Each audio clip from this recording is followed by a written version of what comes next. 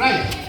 কয়েকদিন আগে মানে কয়েক বছর আগে, কয়েকদিন না সরি কয়েক বছর আগে আমি বিদেশে গেছিলাম। সেখানে একটা রেস্টুরেন্টে আপনি এরকম একটা মেনু কার্ড দেখতে পাই, এবং দেখতেই পাচ্ছেন যে এই মেনু কার্ডটার এখানে বিভিন্ন রকমের ড্রিঙ্কস, সসেজ এগুলো লেখা আছে, তাই তো?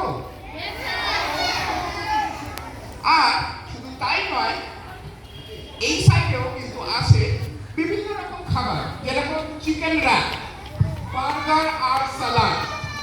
স্যালাড কজন খেতে ভালোবাসো? হাত তোলো।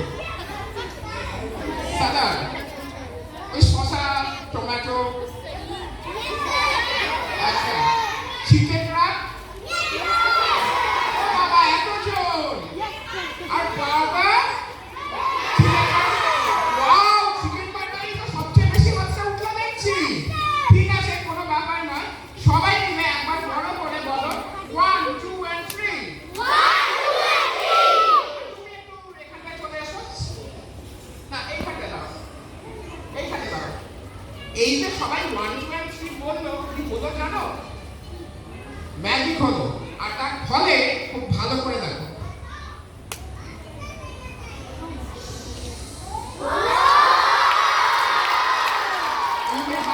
খেয়ে দেখো, এটা জেনুইন তো বার্গারটা? বার্গারটা কিনা বলো, বার্গারটা জেনুইন তো? এবং